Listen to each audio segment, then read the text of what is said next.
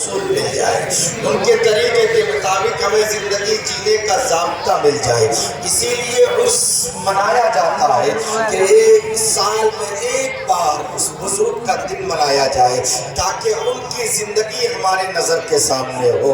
آپ سے میں پوچھنا چاہتا ہوں، بڑے سمجھدار لوگ ہو آپ یہاں بیٹھے ہوئے ہو اور بڑی سمجھداری سے میری گفتگو آپ سن بھی رہے ہو، میں آپ سے ایک سوال کرنا چاہتا ہوں کہ آپ یہاں جس اللہ والے کی مزار کے سائے میں بیٹھے ہیں، جن کے عرس کی محفل میں بیٹھے ہوئے ہیں، آپ سچے دل سے بتائیے کیا یہ کوئی آپ کے رشتہ دار ہیں؟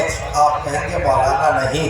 آپ کہاں تک انہیں جانتے ہیں؟ آپ کہیں گے مولانا ہم نے تو بس یہ مزار دیکھا ہے، مزار میں جو لیٹے ہوئے تھے میرے باپ نے بھی یہی مزار دیکھا، میرے دادا نے بھی یہی مزار دیکھا۔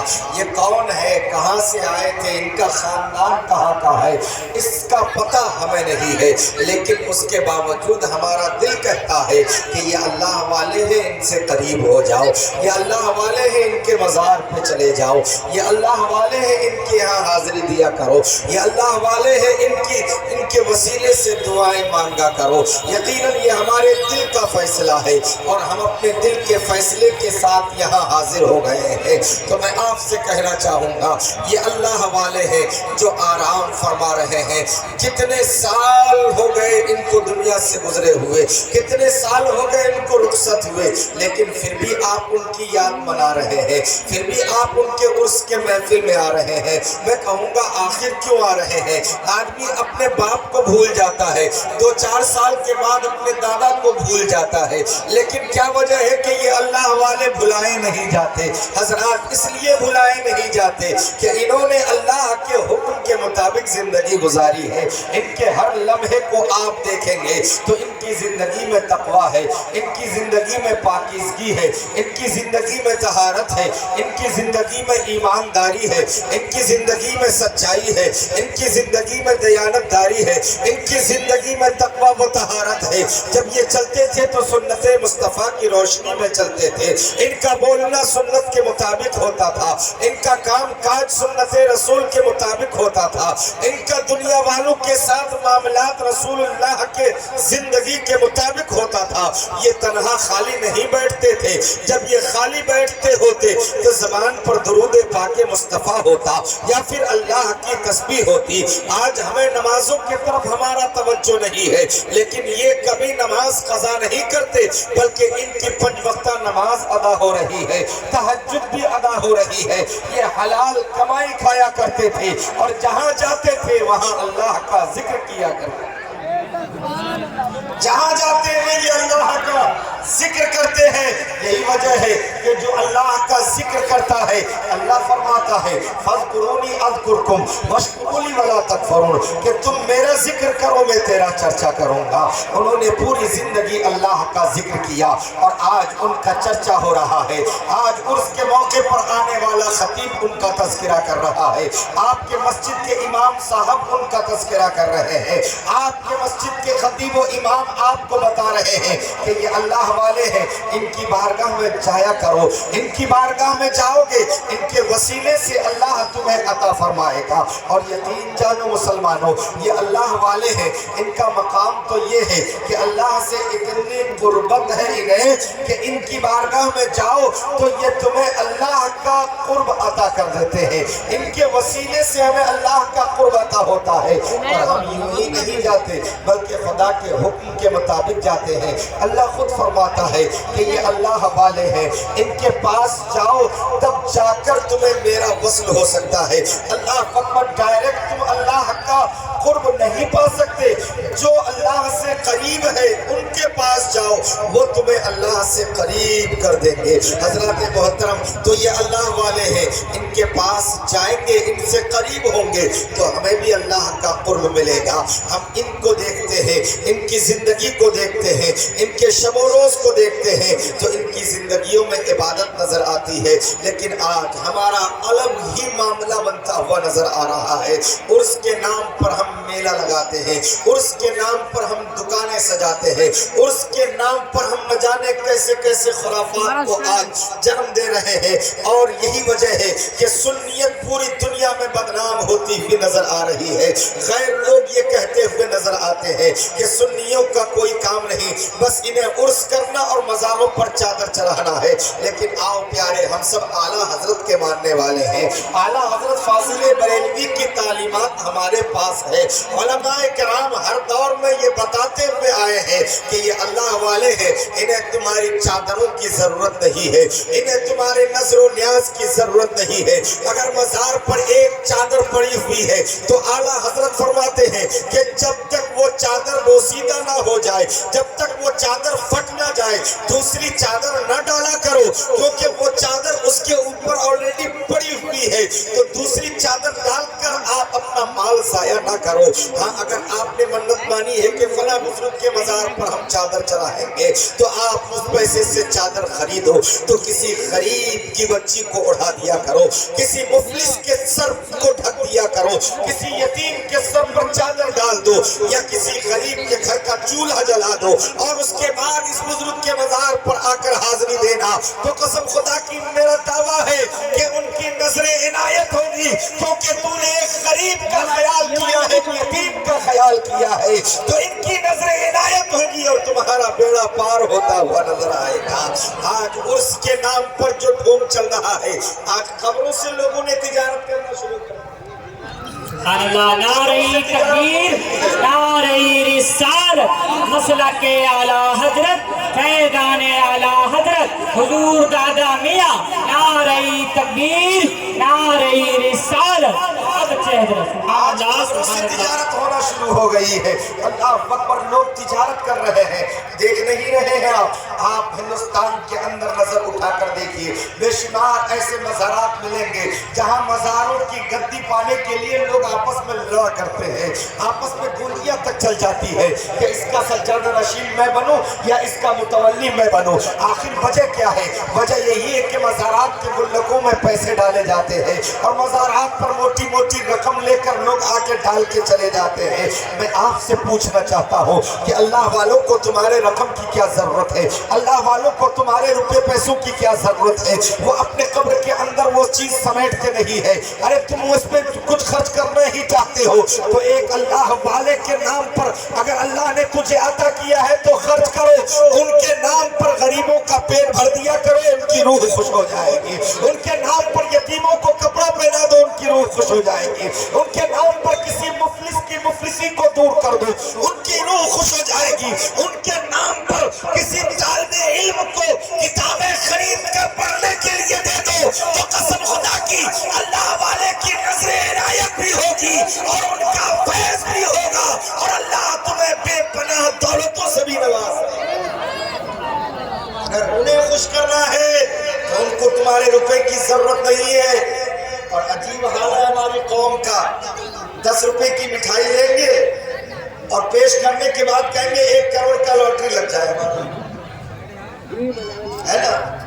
10 روپے کی مٹھائی، یعنی 10 روپے چڑھا کر 1 کروڑ کا ڈیمانڈ رکھتے ہیں۔ اتنی چالاک قوم ہو گئی ہے ہماری، اللہ سلامت رکھے۔ میرے بھائی، اللہ والوں کو اس کی ضرورت نہیں ہے، تم نظر و نیاز دلاؤ یا نہ دلاؤ، لیکن اللہ والوں کی بارگاہ میں حاضری دینے سے پہلے اپنے پیشانی پہ سجدے کی چمک لے کر آیا کرو، اپنے پیشانیوں پہ سجدے کی چمک لے کے آیا کرو۔ حاضری بعد میں دینا، پہلے نماز کی پابندی کر لینا۔ نماز پڑھ کر آؤ گے اور ان کی بارگاہ میں حاضری دو گے تو یقیناً تمہارے طرف نظر رحمت فرمائیں گے، کیونکہ کل میدان محشر میں تم سے یہ نہیں پوچھا جائے گا کہ دادا میاں کے مزار پہ حاضری دی تھی یا نہیں دی تھی، یہ ضرور پوچھا جائے گا کہ تم نے نماز پنج وقتہ کی پابندی کی تھی یا نہیں۔ یہ تم سے پوچھا جائے گا کہ تم سے نماز پڑھی تھی یا نہیں پڑھی تھی۔ ارے یہ اللہ والے ہیں، انہوں نے مکمل نماز کی پابندی کی، اور اللہ کا شکر و احسان ہے کہ اللہ والوں کے در سے ہمیں بہت کچھ ملتا ہے، اور ان کی نظر عنایت ہوتی ہے، اور ان کا کرم بھی ہمارے اوپر ہوتا ہے۔ اللہ نے انہیں طاقت بھی عطا فرمایا، اللہ نے انہیں تصرف بھی عطا فرمایا، اللہ رب العزت نے انہیں اختیار عطا فرمایا، اور ان کا اختیار تو یہ ہے کہ جسے جو چاہے عطا کرنے اللہ نے انہیں یہ اختیار دے رکھا ہے. ان کی نظر عنایت جس پر ہو جاتی ہے یقیناً اس کا بیڑا پار ہو جاتا ہے. لیکن ان کی نظر عنایت لینے کے لیے ان کی نگاہ انتخاب میں آنے کے لیے پہلے اپنے آپ کو سنوارنا ہوگا.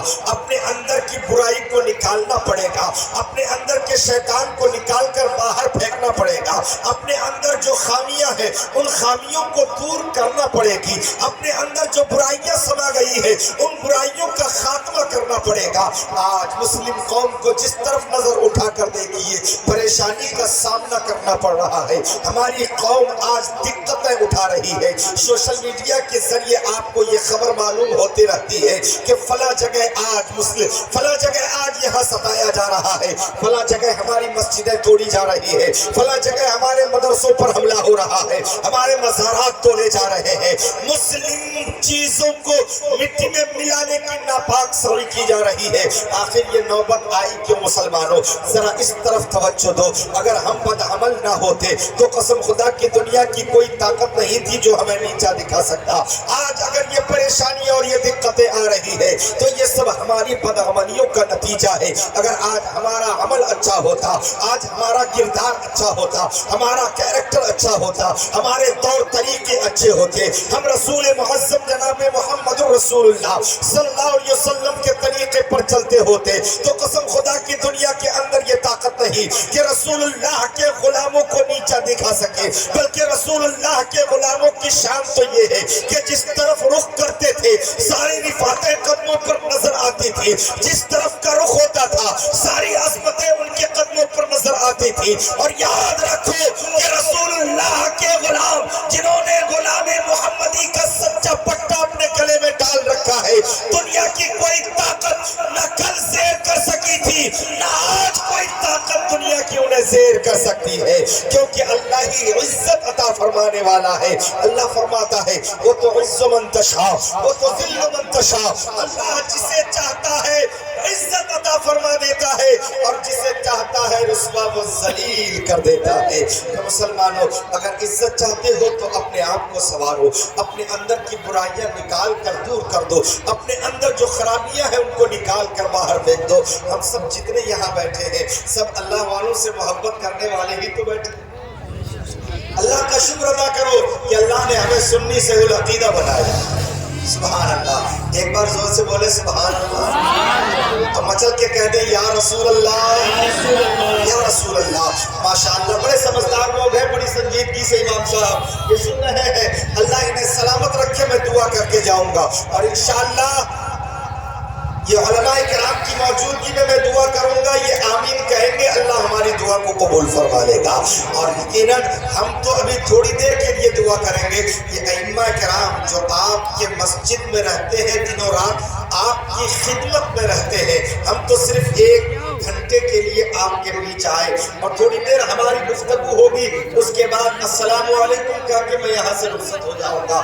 مگر یہ ائمہ کرام ہیں جو آپ کی خدمت میں 2400 گھنٹہ موجود رہتے ہیں اور 2400 گھنٹے آپ کی خدمت کرتے ہیں. یہ 5 وقتہ نماز میں آپ کے لیے دعائیں کرتے ہیں. یہ آپ کے گھر میں کوئی پریشانی آ جائے فوراً اس پریشانی کو دور کرنے کا طریقہ بتاتے ہیں. یہ اگر کوئی بیمار ہو جائے تو ان پر قرآن پاک پڑھ کر دم کرتے ہیں. یہ آپ کے گھر کوئی نظر ہو، کوئی نیاز ہو، کوئی فاتحہ ہو فوراً چل کر جا کے فاتحہ دیتے ہیں. یہ ائمہ کرام کی خدمات ہے. حضرات میں 1 گھنٹہ آپ سے گفتگو کروں گا. آپ کو اتنا فائدہ نہیں پہنچ سکتا جتنا فائدہ آپ کی مسجد کے امام سے آپ کو پہنچ رہا ہے. کیونکہ جمعے کے خطبے میں وہ آپ کو حرام کاری سے بچنے کی ترغیب دیتے ہیں. آپ سے کہتے ہیں نماز 5 وقتہ کی پابندی کرو. آپ سے کہتے ہیں اپنے بچوں کی پرورش حلال کمائی کے ذریعے کرو. آپ سے کہا جاتا ہے کہ کبھی بھی حرام کمائی کی آمیزش اپنے کمائی میں آنے نہ دو. اللہ اکبر. پھر اس کے بعد نماز پڑھ کے امام صاحب دعا کرتے ہیں میرے مولا میرے محلے کو ترقی عطا فرما. میرے محلے کے رہنے والوں کو بے شمار دولتیں عطا فرما دے. میرے محلے میں جتنے لوگ ہیں سب کو صحت عطا فرما، تندرستی عطا فرما. ان کے کاروبار میں برکتیں عطا فرما. ان کے کھیت میں کھلیان میں برکتیں عطا فرما. آپ اپنے دل پر ہاتھ رکھ کر بتاؤ کہ ایک امام جتنی خدمت قوم کی کرتا ہے کوئی مقرر یا کوئی شاعر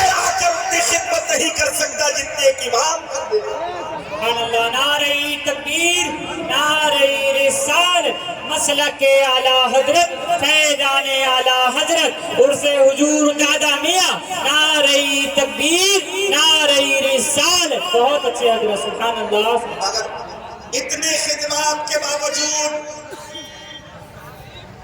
اماموں کو نظر انداز کیا جاتا ہے. یہ بڑے افسوس کا مقام ہے, بڑے افسوس کا مقام ہے. کوئی جلسہ سجایا جاتا ہے, جلسے کی ابتدا امام کریں گے, تلاوت قرآن مسجد کے امام صاحب کریں گے, ابتدا بھی امام صاحب سے, اور جلسے کی انتہا اختتام تک امام صاحب منبر پر بیٹھے رہیں گے.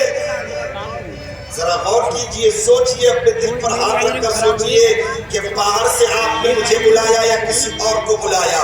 انہوں نے ڈیمانڈ رکھ دی صاحب آؤں گا مگر اتنا رقم لوں گا پھر میں آپ کے جلسے میں آؤں گا, اور ادھار نہیں, ایڈوانس میں آپ رقم بھیجو تب آپ کے جلسے میں پہنچوں گا. اور آپ نے سوچا یار بہت بڑے مولانا ہے, چلو دے دو ان کو اتنی اتنا قدر رقم اور ان کو بلا لو. حضرات محترم وہ آئے جناب, اور آنے کے بعد آپ نے ان کے ہاتھ بھی چومے, آپ نے ان کی خاطر بھی کی, آپ نے ان کو آپ نے بڑی عزتوں سے نوازا, اور نوازنا بھی چاہیے.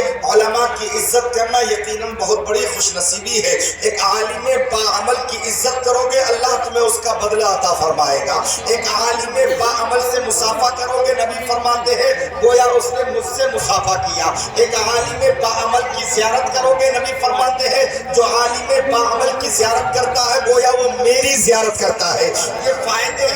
عالموں سے محبت کرو, لیکن جو جلسوں کے نام پر ڈیمانڈ کرتا ہو, جو جلسوں کے نام پر رقم طے کر رہا ہو, جو جلسوں کے نام پر آپ سے یہ کہہ رہا ہو کہ اتنا رقم لوں گا پھر آپ کے جلسے میں آؤں گا, تو آپ اسی وقت سمجھ جانا کہ یہ شخص جو ڈیمانڈ کر رہا ہے جلسے کے نام پر, دین کے نام پر اور نبی کے پیغام کو سنانے کے نام پر آؤ اور پیسے کی ڈیمانڈ کر رہا ہے, اور پھر وہ یہ کہہ رہا ہے کہ اتنا بھیجو تو آپ کے جلسے میں آؤں گا, تو میرے پیارے سنی وہ بولے مسلمانوں پھر سمجھ جانا کہ وہ مخلص نہیں ہے, وہ دین کے تعلق سے مخلص نہیں ہے. انہیں تو اپنے جیب کی پڑی ہے, وہ آئیں گے اور اپنا فن دکھا کر 1 گھنٹے میں روانہ ہو جائیں گے, اور پھر آپ سے موٹی رقم ان لے کر وہ یہاں سے روانہ ہو جائیں گے. بیچارہ امام جلسے کو سنبھالے گا, جلسے کو آخر تک پہنچائے گا, اور پھر دعا کر کے اپنے حجرے میں جائے گا. وہی لوگ جو ایک باہر سے آنے والے کو موٹی رقم لفافے میں بند کر کے بڑی محبت سے پیش کرتے ہیں,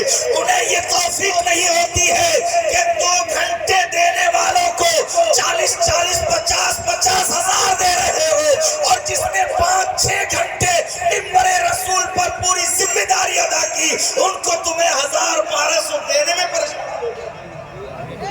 آج ہمارے قوم کا یہ حال ہے, یہ بہت بڑا عالمیہ ہے. کسی کے کو نہ مارو, اگر آپ باہر سے آنے والوں کو 40-50 ہزار دینے کے قابل ہو تو اپنی خدمت کرنے والے, آپ سے محبت کرنے والے, آپ کی دنوں رات خیال کرنے والے امام کو اس سے بدرجے اولا نواز سکتے ہو, آپ اس سے زیادہ نواز سکتے ہو.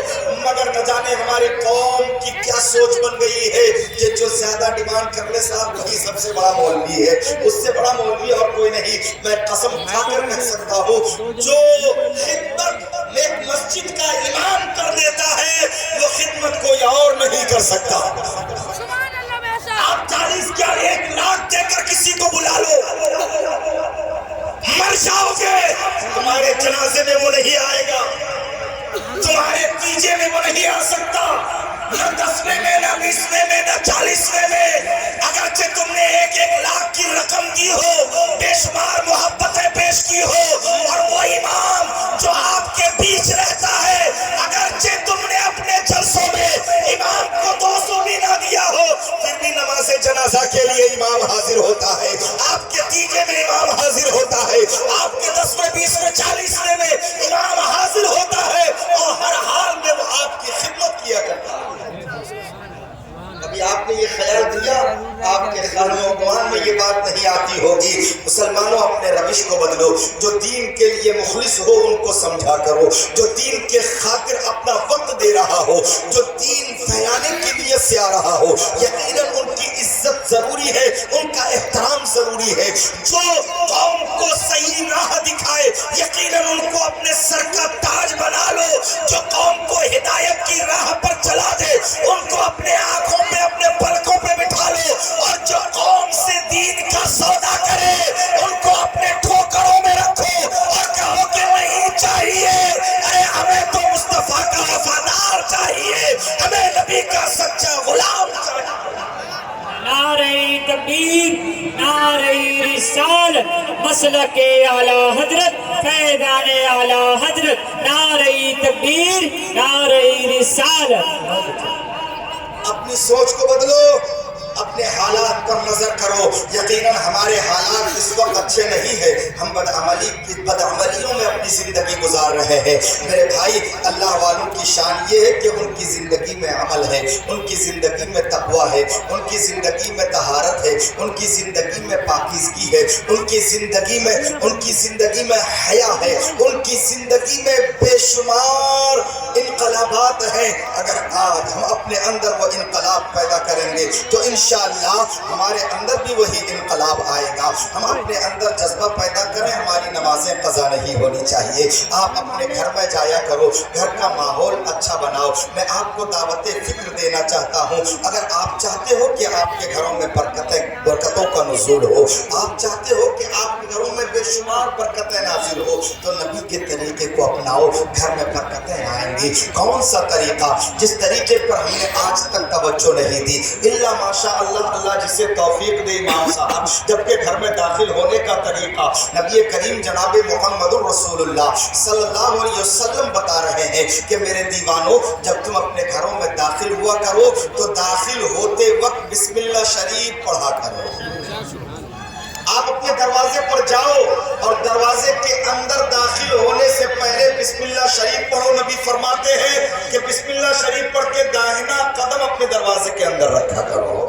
کیا کبھی ہم سے یہ توفیق ہوئی؟ ہم یہ اس بات کا خیال کرتے ہیں؟ ہم تو منہ اٹھائے ویسے ہی داخل ہو جاتے ہیں کہ ہمارا گھر ہے، ہم جیسے چاہے داخل ہو جائیں، ہمیں یہ توفیق نہیں ہوتی۔ یہی وجہ ہے کہ آپ کما رہے ہو لیکن برکت نہیں ہے، آپ کے پاس غلہ بہت ہو رہا ہے، گھر آنے کے بعد اس میں برکت ہی نظر نہیں آ رہی ہے۔ اللہ اکبر۔ آپ امام صاحب سے کہتے ہیں، امام صاحب کیا معلوم کماتے تو ہے لیکن برکت نہیں ہو رہی ہے، پیسہ جیب میں ٹکتا ہی نہیں ہے، آئے دن گھر میں کوئی نہ کوئی بیمار نظر آ رہا ہے، بڑی دقتیں ہیں، بڑی پریشانیاں ہیں۔ امام صاحب کوئی تعویذ دے دو۔ یاد رکھو، امام صاحب کے تعویذ میں اثر ہو نہ ہو لیکن میرے مصطفیٰ کے فرمان میں اثر ضرور ہوتا ہے، میرے نبی کے کلام میں اثر ضرور ہے۔ مصطفیٰ کے فرمان پر عمل کرو پیارے، اللہ تمہارے گھروں میں برکتوں کا نزول فرما دے گا۔ آپ جب گھر میں داخل ہونے کے لیے جانا تو بسم اللہ شریف پڑھ کے داہنا قدم اپنے دروازے کے اندر رکھنا، اور جب پورے طور پر گھر میں داخل ہو جاؤ تو نبی فرماتے ہیں کہ اپنے گھر میں داخل ہوتے ہوئے سلام کیا کرو، السلام علیکم رحمت اللہ وبرکاتہ، اللہ اکبر، سلام کیا کرو۔ گھر میں کوئی ہو یا نہ ہو اس سے کوئی مطلب نہیں، کوئی ہوگا تو سلام کا جواب دے گا، اور اگر گھر میں کوئی بھی نہیں ہے نبی فرماتے ہیں کہ مومنوں کے گھروں میں ہوا کرتا ہوں۔ سبحان اللہ، مصطفیٰ خود مومنوں کے گھروں میں ہوتے ہیں اور رحمت کے فرشتے مومنوں کے گھروں میں ہوا کرتے ہیں۔ تو دیوانوں، جب آپ سلام کرو گے تو یقیناً گھروں کا ماحول بھی درست ہوگا۔ بہت فائدے ہیں سلام کے۔ اگر آپ سلام کرتے ہوئے گھر میں داخل ہو رہے ہو تو کتنا فائدہ ہے، میں آپ کو فائدہ بتاتا چلو، کیونکہ جب تک لوگ فائدہ نہیں سنتے ہیں اس پر وہ توجہ نہیں دیتے ہیں، کیونکہ ہر کوئی آج فائدے کے پیچھے بھاگ رہا ہے۔ جہاں فائدہ ہو وہی چلا جائے، جہاں فائدہ ملے وہی پہنچا جائے، جس سودے میں فائدہ ہو وہی سودا کیا جائے، جس مولانا کو بلانے میں فائدہ ہو وہی مولانا بلایا جائے۔ آج کچھ لوگ جلسہ دینے والوں نے یہ بھی نظریہ بنا رکھا ہے، امام صاحب یہ بھی نظریہ بنا رکھا ہے، اور نظریہ کیا ہے؟ فلاں مولانا کو بلا لو یار فائدہ ہوگا۔ کیا فائدہ ہوگا؟ مولانا 40,000 کا ڈیمانڈ کر رہا ہے نا، لوگوں کو بتائیں گے یار بہت مہنگا مولانا ہے، جمدہ ذرا زیادہ کر کے دو۔ ایک نہیں بلکہ 1,000 کو بتا کر کے 40,000 لے رہا ہے مولانا۔ وہ دینے والا 40,000 سن کر ضرور 500 دے دے گا، ضرور 1000 دے دے گا، تو ایک نہیں 1,000 لوگوں سے اس مولانا کے نام پر چندہ وصولا جا رہا ہے۔ وہ یہ سوچ رہا ہے نا کہ 1 لاکھ کروں گا، 40 ان کو دوں گا، 60 اپنے پاس تو آ ہی رہا ہے۔ فائدہ کا سودا دیکھ رہے ہیں جلسے والے، اور کچھ جلسہ کرنے والوں نے جلسوں کو تجارت کا اڈا بنا رکھا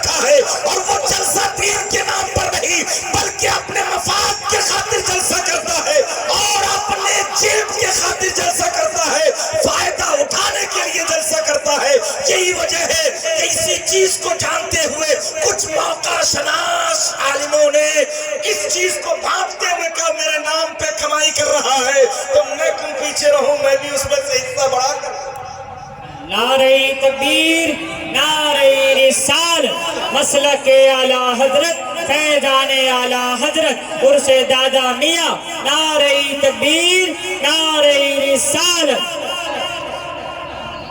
तो हजरात नबी का फरमान सच्चा है। अगर चाहते हो बरकतें घरों में नाजिल हो, चाहते हो कि तुम्हारे घरों में बरकतें आए और फायदे का सौदा देखो, आप बिस्मिल्लाह शरीफ पढ़ के दाखिल होगे। सबसे पहली बात तो ये है कि आप बिस्मिल्लाह पढ़ के कदम रखोगे, शैतान आपके साथ आपके घर में दाखिल नहीं होगा। आपको मालूम है ना कि जब आप किसी चीज को भी इस्तेमाल में लाओ तो उससे पहले बिस्मिल्लाह शरीफ पढ़ लिया करो। अल्लाह अकबर। बिस्मिल्लाह पढ़ने की बरकत ये होती है कि उसमें शैतान शरीक नहीं होता। आप पानी पियो तो बिस्मिल्लाह पढ़ के पियो, शैतान शरीक नहीं होगा। आप खाना खाओ तो बिस्मिल्लाह पढ़ के खाओ, शैतान शरीक नहीं होगा। आप अच्छे कपड़े पहने तो बिस्मिल्लाह शरीफ पढ़ के पहनो, शैतान शरीक नहीं होगा। आप सब पे तेल डालो तो बिस्मिल्लाह शरीफ पढ़ के डालो, शैतान शरीक नहीं होगा। आप कोई भी अच्छा काम करो बिस्मिल्लाह शरीफ पढ़ लो, शैतान शरीक ना होगा। और अगर आपने बगैर बिस्मिल्लाह का शुरू कर दिया तो यकीन जाने शैतान शरीक हो जाता है। पानी पीने में अगर आपने बिस्मिल्लाह नहीं पढ़ा, शैतान शरीक हो गया। खाना खाने में अगर बिस्मिल्लाह नहीं पढ़ा, शैतान शरीक हो गया। कपड़ा पहनने में अगर बिस्मिल्लाह नहीं पढ़ा, शैतान शरीक हो गया। नहाने वक्त अगर बिस्मिल्लाह नहीं पढ़ा तो उसमें भी शैतान शरीक हो जाता है। यानी आपके हर फेल में शैतान शरीक होता है। और याद रहे, जिसमें शैतान शरीक हो जाए उसमें कहां से बरकतें आएंगी, उसमें तो नहुसत का ढेर हो जाएगा। जहां शैतान शिरकत कर ले यकीनन वहां बरकतें आ नहीं सकती। आप आम तौर पर एक बात अपने जहन में लाओ कि कोई बच्चा अगर ज्यादा शैतानी करता है तो आम बोल चाल में लोग क्या कहते हैं, बगैर बिस्मिल्लाह का मालूम है, ये कहते हैं लोग आम बोल चाल में। तो पता है कि जहां बिस्मिल्लाह ना पड़ी जाए शैतान का दखल हो जाता है, शैतान उस पे हावी हो जाता है। तो शैतान को अपने ऊपर हावी ना होने दो। ए मुस्तफा जाने रहमत के गुलामों, अल्लाह ने अपने मुकद्दस कलाम के जरिए तुम्हें बता दिया इन्ना शैतान अलिल इंसान अदुव्वुम मुबीन, कि बेशक शैतान इंसान का खुला हुआ दुश्मन है। तो जो दुश्मन है तुम्हारा, जो ये चाहता है कि तुम्हें फेले कबीह में मुब्तला रखे, जो ये चाहता है कि तुम्हें फेले बद में मुब्तला रखे, जो ये चाहता है कि तुम्हें नमाजों से दूर रखे, जो ये चाहता है कि तुम्हें सच्चाई से दूर रखे, जो ये चाहता है कि तुमसे बद किरदारियां करवाए, जो ये चाहता है कि तुमसे बदफेलियां करवाए, जो ये चाहता है कि हमा वक्त तुम्हें गुनाहों में मुलव्विस रखे, वो तुम्हारा दुश्मन है, वो दोस्त नहीं है। अगर तुम्हारी निगाहें किसी तरफ बुरी उठ रही है तो समझ लेना शैतान तुम्हारे साथ है। अगर तुम किसी के तरफ गलत निगाह डाल रहे हो तो समझ लेना शैतान तुम्हारे साथ है। अगर तुम्हारी जबान पर किसी की गीबत आ जाए तो समझ लेना शैतान मेरे साथ है। अगर तुम किसी की चुगली कर रहे हो तो समझ लेना शैतान तुम्हारे साथ है। अगर तुम किसी की बुराई कर रहे हो तो समझ लेना शैतान तुम्हारे साथ साथ है। अगर तुम किसी को गाली दे रहे हो तो समझ लेना शैतान तुम्हारे साथ है। और अगर तुम अजान सुनकर मस्जिदों से दूर हो रहे हो समझ लेना शैतान तुम्हारे साथ है। और अगर तुम कोई अच्छा काम करने जा रहे हो उसमें तुम्हें कोई रोक रहा है तो समझ लेना कि शैतान हमें अच्छे काम से रोक रहा है। तुम मुसलमानों, ये तुम्हारा दुश्मन है, इसकी दुश्मनी को समझो और लाहौल का तमाचा मार कर उन्हें अपने से दूर किया करो और नबी के फरमान पर अमल करके मुस्तफा जाने रहमत के इनायतों को समझता। आप अपने घर के अंदर दाखिल होना, फायदा क्या मैं बता रहा था कि सलाम करते हुए घर में दाखिल हुआ करो।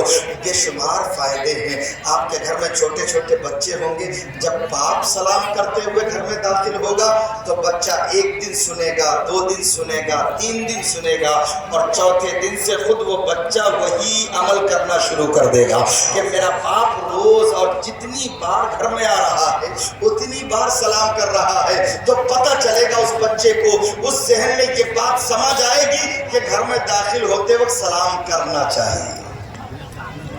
बच्चे सीखते कहाँ हैं? सबसे पहली दरसगाह तो माँ बाप की गोद होती है। ماں باپ کا سایہ ہی سب سے پہلی درسگاہ ہے بچوں کے لیے. یہ سب سے بڑا فائدہ یہ ہے کہ آپ کے بچوں کے اندر یہ طریقہ آئے گا. پھر آپ کے بچے بھی گھر میں داخل ہوں گے تو سلام کرتے ہوئے داخل ہوں گے.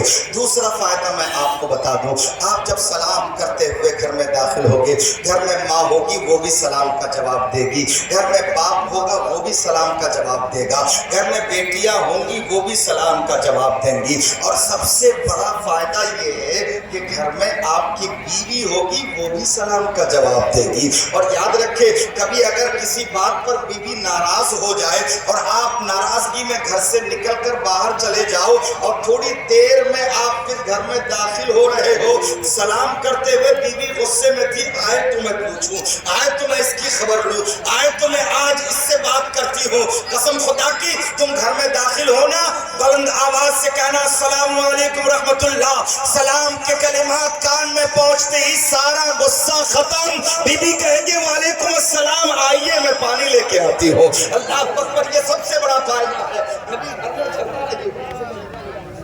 ایک دم الحمدللہ مجرب ہے, مفتی صاحب فرما رہے ہیں, یہ تجربہ ہے اپنا. ہاں, میری بیوی تو آج تک مجھ سے ناراض ہی نہیں ہو پائی. الحمدللہ, اللہ کا شکر ہے. کیوں؟ ہم یہ نہیں کہتے کہ میرے مصطفیٰ کے فرمان کے مطابق چلو, قسم خدا کی گھر جنت نما ہوگا. اور اگر نبی کے فرمان کو فالو کرو گے, مصطفیٰ کے طریقے پر چلو گے, تو تمہارے گھروں میں بھی جھگڑے نہیں ہوں گے, رحمت خداوندی کا نزول ہوگا اور اللہ کی رحمتیں بھی نازل ہوگی, برکتیں بھی گھروں میں نازل ہوگی. آپ فالو تو کرو. ہم نے آج کس کو فالو کرنا شروع کر دیا؟ دنیا داروں کو فالو کرنا شروع کر دیا, دنیاوی طریقے کو اپنانا شروع کر دیا ہے. نہ ہمارا چہرہ اسلامی, نہ ہمارا پہناوا اسلامی, نہ ہمارا طور طریقہ اسلامی. صرف کیا رہ گیا ہے؟ ہم کلمہ پڑھتے ہیں لا الہ الا اللہ محمد الرسول اللہ صلی اللہ تعالی علیہ وسلم. ہم نے کلمہ پڑھا, مسلمان ہو گئے. ہمارے گاؤں میں مسجد ہے صاحب, اذان کی آواز آتی ہے ہمارے یہاں, امام صاحب ہے, امام صاحب جمعے میں ہمیں سمجھاتے ہیں صاحب, لیکن آج اتنا سمجھانے کے باوجود بھی ہمارے کانوں میں چوں تک نہیں رنگتی. اور ہم دیکھتے یہ ہیں کہ اذان ہوتی ہے, لوگ چوراہوں پر, روڈوں پر, دکانوں پر بیٹھ کے گپے مارتے ہوتے ہیں. ہم نے یہ بھی دیکھا ہے. میرے بھائی, یہ عمل اچھا عمل نہیں ہے. تم مسلمان ہو, نبی کے غلام ہو, نبی کریم جناب محمد رسول اللہ صلی اللہ تعالی علیہ وسلم سے محبت کرنے والے ہو. اللہ والوں کی محبت اللہ نے ہمارے دلوں میں ڈالی ہے. ہم مسلمان ہیں, ہمارا طریقہ نمازوں سے دور رہنا نہیں, بلکہ ہمارا طریقہ تو یہ ہو کہ جب بھی کانوں میں اذان کی آواز پہنچے وہیں سے دونوں نمازوں کے لیے ہمیں تیار ہو جانا چاہیے, وہیں سے اٹھ کر مسجد کی طرف چل دینا چاہیے. یہ اللہ والوں کی شان ہوتی ہے. ابھی 11ویں شریف کا مہینہ گزرا ہمارے درمیان سے, آپ نے پورے مہینے غوث اعظم کا ذکر سنا ہوگا. ائمہ کرام ہر جمعے مسجد میں غوث اعظم کا ذکر کیے ہوں گے, میلادوں میں غوث اعظم کا ذکر ہوا ہے, محفلوں میں غوث اعظم کا ذکر ہوا ہے. مگر پیارے غوث اعظم کا صرف ذکر سنا یا نیاز کھایا یا لنگر کھائی آپ نے, بڑی بڑی تیگیں آپ نے پار کر دی ہوں گی غوث اعظم کے نام کی, لیکن کیا غوث اعظم کی زندگی کو اپنی زندگی میں آپ نے شامل کیا؟ غوث اعظم کے آبا و اجداد کی زندگی کو دیکھے. ہم نے پڑھا ہے سرکار غوث اعظم کے والد محترم کے تقوی کو ہم نے پڑھا ہے. اللہ اکبر, ان کے تقوی کا عالم یہ ہے کہ وہ گھر سے نکلتے تھے یہ سوچ کر کہ اگر کوئی بے راہ مل جائے میں اسے راستہ دکھا دوں, کوئی بھٹکا ہوا مل جائے میں اس کی میں اس کو راہ راست پر لے آؤں, کوئی دین سے دور مل جائے میں اسے دین سے قریب لے آؤں, جس کو دین کی معلومات نہ ہو میں اسے دین کی معلومات فراہم کر دوں. یہ سوچ کر گھر سے نکلتے تھے اور سفر کیا کرتے تھے. اور تقوی کا عالم یہ ہے کہ جا رہے ہیں, سفر میں چل رہے ہیں, مگر جہاں اذان نماز کا وقت ہوا وہیں پر مصلی بچھا لیا کرتے تھے, وہیں پر پہلے نماز ادا کرتے پھر سفر جاری کرتے. آج ہم بھی سفر کرتے ہیں, آپ بھی سفر کرتے ہو, آپ کو بھی ایک جگہ سے دوسری جگہ جانا ہوتا ہے. ہم جاتے ضرور ہیں مگر نمازوں کی فکر ہمیں نہیں ہوتی. حتیٰ کہ ہم اگر اجمیر بھی جا رہے ہیں غریب نواز کی بارگاہ میں حاضری کی نیت سے, تو بھی ہم حاضری دیتے ہیں مگر نمازیں نہیں. آج ہماری حالت یہ ہے, حاضری تو دیتے ہیں بڑے شوق سے, پھول کی ٹلیاں سر پہ سجا کر غریب نواز کی بارگاہ میں لے جاتے ہیں, بڑی سی چادر خرید کر پیش کر دیتے ہیں, مگر ہمیں یہ توفیق نہیں ہوتی کہ جیسے ہم چادر عقیدت سے پیش کر رہے ہیں, یہ پھول کی ٹالی ہم عقیدت سے پیش کر رہے ہیں. غریب نواز کی نظر नजर इनायत होगी। कसम खा कर कह सकता हूँ ये मिंबर रसूल है। अगर आपने नमाजें नहीं पढ़ी है तो एक नहीं 1,00,000 चादरें चढ़ा दो, गरीब नवाज की नजर इनायत नहीं हो सकती। एक नहीं 1,00,000 चादरें चढ़ाओ, 1,00,000 फूल के टोकरे ले जाकर भर दो। अगर तुम नमाज के पाबंद नहीं हो तो गरीब नवाज की भी नजर इनायत नहीं हो सकती, वो भी तुम्हारे तरफ नजर नहीं फरमाएंगे। अगर तुमने एक भी चादर न चढ़ाई हो, अगर आप बारगाह में पहुंचे और वही मस्जिद शाहजहानी मस्जिद औलिया और जितनी मसाजिदें हैं वहाँ इर्द गिर्द आपने वहाँ जाकर नमाज अदा की और नमाज पढ़ के फिर बारगाह गरीब नवाज में खाली हाथ चले जाओ, यार वो तो गरीब नवाज है। वो लेने के लिए नहीं, देने के लिए बैठे हैं, लेने के लिए नहीं। उन्हें तुम्हारी चादर की जरूरत नहीं, तुम्हारे फूल के टोकरों की जरूरत नहीं। वहां पर बैठे मुजाविर चूस रहे हैं तुम्हारा खून। इधर से चादर चढ़ी, उधर से उठ के आके फिर दुकान पे बिक गई। तुमने 1,000 की खरीदी और तुम ढाल के आए, वही मुजाविर उठा कर लाके उन्हें 500 में बेच गए। फिर से उसी चादर की कीमत 1,000। ये तिजारत चल रहा है। इल्ला माशाअल्लाह जितनी भी खानकाहें हैं सब चादरें बेच बेच के कमाई कर रहे हैं और खा रहे हैं। यही हो रहा है आजकल। बुजुर्गों के मज़ारों पे जाओ लेकिन अपने पेशानियों में सजदे की चमक लेकर जाओ। बुजुर्गों की नजर तुम्हारे जेबों पर नहीं होती, बुजुर्गों की नजर दिल पर हुआ करती है। वो दिल देखा करते हैं कि ये बंदा कैसा दिल लेके आया है, दिल में कैसे ख्यालात लेकर आया है, ये क्या सोचता हुआ आया है, ये कौन सी परेशानी लेकर मेरी बारगाह में आया है। उनकी नजर दिल पे होती है। अगर दिल का तासुर अच्छा होता है, दिल के ख्यालात अच्छे होते हैं, दिल की सोच अच्छी होती है तो यकीनन डायरेक्ट बुजुर्ग की नजर तुम्हारे ऊपर होती है। तुम आए उन बुजुर्ग के बारगाह से तुम नवाजे भी जाते हो। खुदारा नमाजों की पाबंदी करो, खुदारा अल्लाह से डरा करो। अल्लाह फरमाता है या अय्युहल्लज़ीना आमनुत्तकुल्लाह व कूनू मअस सादिकीन, ऐ ईमान वालो अल्लाह से डरो और सच्चों के साथ हो जाओ। नमाज पढ़ो तो फिर इनका कर्म होगा, नमाज पढ़ोगे तो इनकी बारगाहों से पाओगे, नमाज पढ़ोगे तो तुम्हें इनकी नजर इनायत भी मिलेगी, तुम्हारा बेड़ा पार होगा, तुम्हारे खेत में खलियान में बरकतें आना शुरू हो जाएंगी। तुम मुस्तफा की गुलामी में आओ, सच्चे गुलाम बनो, अच्छे दीवाने बनो, नमाजों की पाबंदी करो। यकीन जानो अल्लाह तुम्हें तमाम तब परेशानियों से महफूज भी रखेगा। आज औलिया किराम की महफिल है, मैं चाहूँ तो बेशुमार आपको करामतें सुना सकता हूँ, लेकिन मेरा मिजाज हालात हाज़िरा पर गुफ्तगू करने का है। करामतें अल्लाह के वलियों से बेशुमार सादिर हुई है। अल्लाह ने उन्हें वो ताकत अता फरमाई है, अल्लाह ने उन्हें वो कुव्वत दी है कि वो जो चाहते हैं अल्लाह उन्हें अता फरमा देता है। वो जो चाहते हैं अल्लाह अकबर सरकार गौसे आज़म फरमाते हैं कि अल्लाह ने मुझे इतनी ताकत दी, इतनी कुव्वत दी कि मैं पूरी दुनिया को ऐसे देखता हूँ जैसे हाथ की हथेली पर राई का दाना। नजर तो इला बिलादिल्लाह जमा का खरदलतिन अला हुक्म इत्तिसाली, कि मैं पूरी दुनिया को ऐसे देखता हूँ जैसे हाथ की हथेली पर राई का दाना। तो दीवानों तुम यहाँ बैठे हो, गौसे आजम अपने तसर्रुफ से तुम्हें यहाँ देख रहे हैं, गौसे आजम की नजर तुम्हारे तरफ है, वो तुम्हें मुलाहिजा भी फरमा रहे हैं। यकीन जानो तुम्हारे नियतों से भी वाकिफ है। क्यों? गौसे आजम हमारे दिलों के हालात को भी जान लेते हैं। खुद गौसे आजम फरमाते हैं कि अल्लाह ने मखलूक के दिल को मेरे कब्जे में दे रखा है। अल्लाह ने मखलूक के दिल को मेरे कब्जे में दे रखा है। मैं जब चाहूं उन्हें अपने से करीब कर लूं, जब चाहूं उन्हें अपने से दूर कर लूं।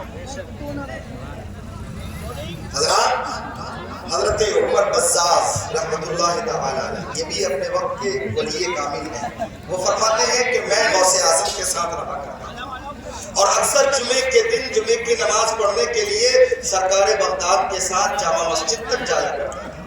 और जब भी काशाने अक़दस से निकलते थे, घर से निकलते ही लोगों की भीड़ जमा हो जाती थी, चारों तरफ से लोग इकट्ठे हो जाते थे। कोई गौसे आज़म के दामन को बोसा देता, कोई हाथों को चूमता, कोई कदमों को चूमता, कोई सलाम करते हुए दुआएं लेने की कोशिश करता। और मस्जिद पहुंचते पहुंचते बहुत देर हो जाया करती थी। ये हज़रत उमर बज़्ज़ाज़ फरमाते हैं और फरमाते हैं कि ये अक्सर हुआ करता था।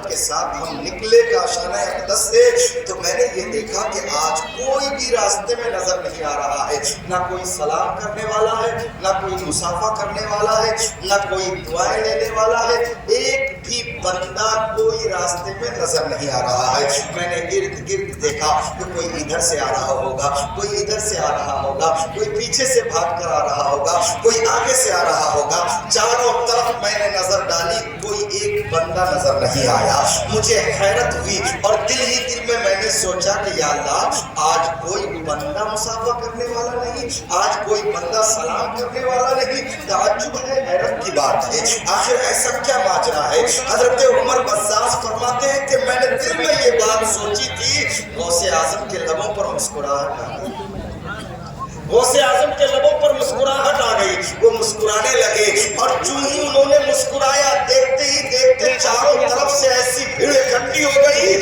کہ اس بھیڑ نے مجھے دھکے دے کر دور کر دیا۔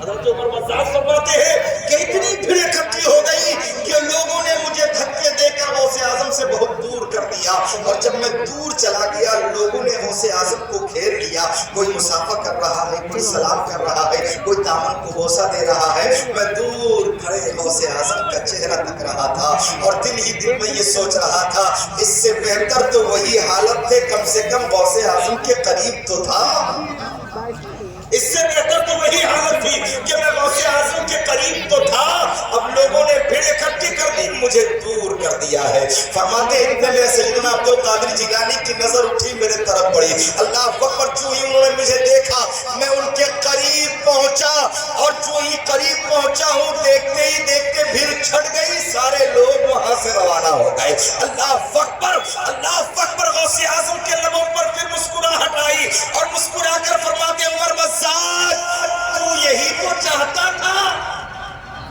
اللہ اکبر، کیا فرماتے ہیں؟ تو یہی تو چاہتا تھا، پہلے تو نے یہ چاہا کہ لوگ آئے کیوں نہیں، اور اس کے بعد پھر سوچا کہ لوگ یہاں سے ہٹ کیوں نہیں رہے۔ اے عمر بزاز سنو، اللہ نے لوگوں کے دلوں کو میرے قبضے میں دے رکھا ہے، میں جب چاہوں انہیں اپنے سے قریب کر لوں اور جب چاہوں انہیں اپنے سے دور کر لوں۔ یہ غوث اعظم کو اللہ نے طاقت دی۔ کون غوث اعظم؟ وہ غوث اعظم جو تمام ولیوں کے سردار ہیں، اللہ اکبر، جن کا فرمان عالی شان قدمی ھذا علی رغبۃ کل ولی اللہ، کہ میرا یہ قدم تمام ولیوں کے گردن پر ہے، تمام ولیوں نے اپنی گردنیں جھکا دی ہیں، وہ غوث اعظم ہے۔ تو دیوانوں، ہم غوث و خواجہ و رضا کے ماننے والے، ہم اعلیٰ حضرت سے محبت کرنے والے اور دادا میاں کی محبت میں ان کی محفل سجائے ہم یہاں بیٹھے ہیں آج ائمہ کرام کی موجودگی میں، تم توبہ کرو اپنے گناہوں سے، کیونکہ نبی کریم جناب محمد رسول اللہ صلی اللہ علیہ وسلم ارشاد فرماتے ہیں التائب من الذنب کمن لا ذنب له، کہ جب انسان اپنے گناہوں سے توبہ کرتا ہے تو وہ ایسا پاک ہو جاتا ہے جیسا کہ آج ہی پیدا ہوا ہو۔ توبہ کرو اپنے گناہوں سے، توبہ کرو اپنے خرافات سے، توبہ کرو اپنی بدنگاہوں سے، توبہ کرو اپنے شرارتوں سے، توبہ کرو بے نمازی بن کر زندگی گزارنے سے، اور یہ عہد کر لو اب تک جو زندگی گزر گئی میں معافی مانگتا ہوں اپنے رب سے، اور آج سے یہ عہد کرتا ہوں مولا اگر تو نے طاقت دی ہے، تو نے عقل عطا کی ہے، تو نے ہمت بھی عطا کی ہے، تو نے اچھی سوچ بھی عطا کی ہے، مولا بس مجھے نماز کی توفیق عطا فرما۔ دعا مانگو اللہ سے، اللہ نے اگر نماز کی توفیق دیا تو قسم خدا کی زندگی میں بہاریں آ جائیں گی، زندگی میں انقلاب آئے گا، چہرے پہ نور آئے گا، اور یاد رکھو جب تم نماز پڑھو گے تو تمہارے بچے بھی نمازی ہوں گے، تم وفادار بن جاؤ اللہ تمہارے بچوں کو وفادار بنا دے گا۔ آج بہت بے شمار باپ اپنے بچوں سے پریشان ہیں، کیا کہتے ہیں مولانا صاحب بچے ہماری بات نہیں مانتے، مولانا صاحب بچے سننا ہی نہیں چاہتے ہیں، میں کچھ کہتا ہوں بچے کچھ کر رہے ہیں۔ وہ شکایت لے کر مولانا کے پاس تو آ جاتے ہیں مگر اپنی کمیوں کو تلاش نہیں کر پاتے۔ اگر کسی کا بچہ نافرمان ہو جائے تو میری بات سمجھ لو اور اس بات پر غور کرنا، اگر کسی کا بچہ نافرمان ہو جائے تو انہیں اپنی کمیوں پر نظر ثانی کرنی چاہیے، اپنے اندر کی کمیوں کو ڈھونڈنا چاہیے کہ میرے اندر کون سی ایسی کمی ہے کہ میرا بیٹا، میرا خون مجھ سے میری بات پر نہیں چل رہا ہے، مجھ سے نڈر ہو چکا ہے، میری بات پر عمل نہیں کر رہا ہے، اگر اپنی کمیوں پر نظر پڑ گئی نا تو میں سمجھتا ہوں اسی دن سے آپ کا بچہ آپ کا فرما بردار ہو جائے گا۔ اپنی کمیاں تلاش کرو کہ میرا بچہ نافرمان کیوں ہے، میرے بچے نے میری بات کیوں نہیں مانی۔ یاد رکھو وہ خالق ہے، وہ مالک ہے جس نے ہمیں پیدا کیا ہے، یقیناً خالق رب ہے نا جس نے ہمیں پیدا کیا، جو روزی دیتا ہے،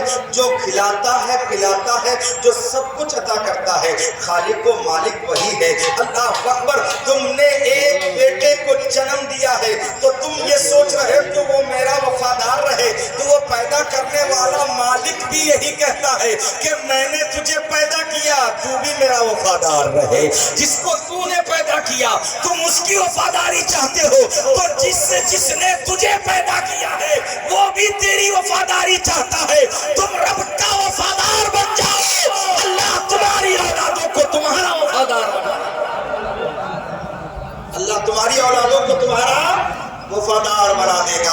یاد رکھو تم اگر اپنے ماں باپ سے بے وفائی کرو گے تو کبھی ترقی نہیں کر سکتے۔ یہاں نوجوان بیٹھے ہیں، میں نے کچھ باتیں بتا دوں، یہ چھوٹے چھوٹے بچے بھی بیٹھے ہیں، ماں باپ کی بات نہیں مانتے، ماں باپ کی باتوں کو بالکل نظر انداز کر دیتے ہیں، کہتے ہیں ماں تم جو کہو گی کہتے رہو، مجھے جو کرنا ہے ہم وہی کریں گے۔ اللہ اکبر میرے بچے، آپ ماں باپ کی بات نہیں مانو گے تو یقیناً خسارے میں رہو گے۔ ماں باپ کی دعائیں لیا کرو، ماں باپ اگر بچوں کے حق میں دعا کر دیتے ہیں نا تو وہ دعا اللہ کی بارگاہ میں رد نہیں ہوتی۔ وہ اولاد خوش نصیب ہے جو ماں باپ کی دعائیں لیتا ہے، وہ اولاد خوش نصیب ہے جو ماں باپ کا وفادار ہے، وہ اولاد خوش نصیب ہے اور کبھی بھی وہ اولاد پریشان نہیں ہوتی جو ماں باپ سے وفادار رہتی ہے، ماں باپ سے محبت کرتی ہے اور ماں باپ کے ساتھ اچھا برتاؤ کرتی ہے۔ اگرچہ آپ کے پاس دولت ہو، آپ کے پاس عزت ہو، قوت ہو، اگر آپ نے ماں باپ کے ساتھ غلط سلوک کیا ہے تو یاد رکھیں یہ دنیاوی چمک چند دنوں کی ہوتی ہے، اور یہ میں آپ کو لکھ کر دے سکتا ہوں جو ماں باپ کا وفادار نہیں وہ نہ دنیا میں ترقی کر سکتا ہے نہ آخرت میں اسے عزت مل سکتی ہے، وہ دونوں جگہ رسوا ہوتا ہے، ذلیل ہوتا ہے۔ اور جو ماں باپ کا وفادار ہوتا ہے اللہ انہیں عزتیں عطا فرماتا ہے، اللہ انہیں ترقیاں دیا کرتا ہے۔ میرے پیارے ماں باپ جب تک ہیں تمہارے پاس ان کی خدمت کر کے جنت حاصل کر لیا کرو۔ ایک مولانا آئے یا پیر آئے تم ہاتھ چومنے کے لیے بھاگتے ہو، دوڑتے ہو، ان کے پیروں میں پڑ جاتے ہو، ان کے پیروں کو بوسہ دیتے ہو۔ میں کہتا ہوں کبھی تم نے اپنے ماں کا ہاتھ چوما، کبھی تم نے اپنے باپ کے ہاتھ کو بوسہ دیا؟ ارے پیر بعد میں، تمہارے بوسے کا حقدار پہلے تمہارا باپ ہے، تمہارے بوسے کا حقدار پہلے تمہاری ماں ہے، اس لیے کہ اللہ نے تمہاری ماں کے قدموں کے تلے جنت رکھا ہے اور باپ کو جنت کا دروازہ قرار دیا ہے۔ ماں باپ کی خدمت کرو، اللہ اس کے صلے میں تمہیں جنت عطا فرمائے گا۔ ماں باپ کی خدمت کیا کرو، پیر تمہیں جنت میں نہیں لے جائے گا۔ یاد رکھو، ہاں پیر جو باشرع ہو، پیر جن کا سلسلہ کہیں سے منقطع نہ ہو، پیر جو نبی کا سچا وفادار ہو، پیر جو شریعت مطہرہ کا پابند ہو، اور پیر جس کی نظر تمہارے جیب پہ نہیں، تمہارے کردار پہ، تمہارے کیریکٹر پہ، تمہاری زندگی پہ ہو، اور جب تم ملنے جاؤ پیر تمہیں نماز کے لیے کہے، پیر تمہیں چہرے پہ داڑھی سجانے کے لیے کہے، پیر تمہیں اسلامی طریقہ اپنانے کے لیے کہے، پیر تمہیں شریعت کا پابند ہونے کے لیے کہے، تو سمجھ لینا کہ آج یہ پیر ہے جو ہماری رہنمائی فرمائے گا، ورنہ ہونے پونے جو آتے ہیں جاتے ہیں وہ تجھے کچھ نہیں دے سکتے، انہیں اپنے پیٹ کی گولی دے۔ شریعت کا جو پابند ہوگا وہی تمہیں جنت کا راہ دکھائے گا، جنت کے راستے پر چلائے گا، تمہیں دونوں جہان میں وہ کامیابی دلائے گا۔ اور یقین جانو مسلمانوں یہ اللہ والے ہیں، ان کی شان بڑی اونچی ہے، ان سے لو لگاؤ، لیکن ان کی محبت اسی وقت کام آئے گی جب تمہارے زندگی میں عمل ہوگا۔ بات بات پہ ہم جھوٹ بولتے ہیں، حلال و حرام کی تمیز نہیں ہے ہم کو، کیوں؟ ٹھنڈ کا موسم آ گیا، مونگ پھلی بڑی کثرت سے کھا رہی ہے، ٹھیلوں پر مونگ پھلیاں بکتی ہیں نا، ہاں مونگ پھلیاں خریدنے جاتے ہیں آج کل، मगर उन्हें ये पता नहीं कि हम कैसी कैसी हरकतें कर जाते हैं। पहुंचा ठेले वाले के पास, हाँ भाई कैसे दिए? बेचारा गरीब जो ठेला लेकर मूंगफली बेचता है उसने बता दिया कीमत कि 40 रुपए का 250 ग्राम। बोले अच्छा बहुत महंगा बेच रहे हो, चलो अच्छा दे दो 40 रुपए का 250 ग्राम तोल दो। जब तक वो 250 ग्राम तोलेगा ये 3-4 दाने उसके ठेले से उठाकर ये करता है। सोचो जरा कि वो 3-4 दाने जो आपने खाए क्या वो आपके लिए जायज था? क्या वो आपके लिए हलाल था? क्या आपने उनके पैसे अदा किए? आपने उस ठेले वाले से इजाजत ली कि भाई मैं एक दाना उठाकर खा लूं अगर आपकी इजाजत हो? नहीं, ना इजाजत लेता है, ना उसकी रकम देता है, ना उसको पूछता है, कुछ भी नहीं। वो तो सोचता है बाप का माल है, 40 रुपए की तो खरीद रहा हूँ, 2-4 खा लूंगा तो क्या, यही सोच है इंसान की। मगर मेरे भाई नजर में आपके 2-4 मूंगफली के दाने जरूर है, मगर वो 2-4 दाने आपके लिए हलाल नहीं, बल्कि वो दाने आपके लिए हराम है। जब तक उसकी इजाजत ना हो या जब तक उसकी रकम आप अदा ना कर दें उस वक्त तक आपके लिए जायज नहीं है।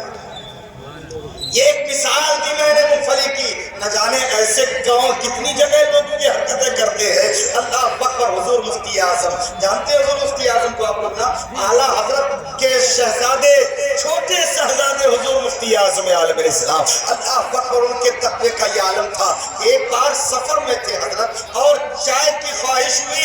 एक जगह रुककर हजरत चाय पीने के लिए अपनी गाड़ी से उतरे। खादिम ने चाय का ऑर्डर लगा दिया। चाय तैयार हो रही थी, टेबल पर बैठे हुए थे, नमक की डब्बियां रखी होती है टेबलों पर। अल्लाह अकबर। खादिम ने नमक की डब्बी उठाई और हाथ में जरा सा नमक डालकर नमक चाटना चाहा। हजरत ने फौरन हाथ थामा अपने खादिम का और कहने लगे ये क्या कर रहे हैं आप? ये क्या कर रहे हैं आप? तो हुजूर नमक है, थोड़ा सा दिल चाहा कि ज़बान पर इसका टेस्ट ले लूं।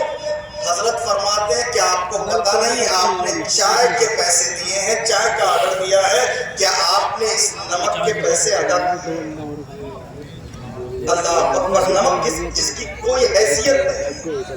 अगर आप पूरी डब्बी भी खा लो किसी दुकान पे बैठ के तो दुकानदार टोकेगा नहीं, मगर शरीयत ये कहती है कि जब तक इजाजत न मिल जाए, जब तक वो इजाजत न दे दे तो मुसलमानों तेरे लिए वो हलाल नहीं बल्कि वो हराम है। ये हमारा इस्लाम है।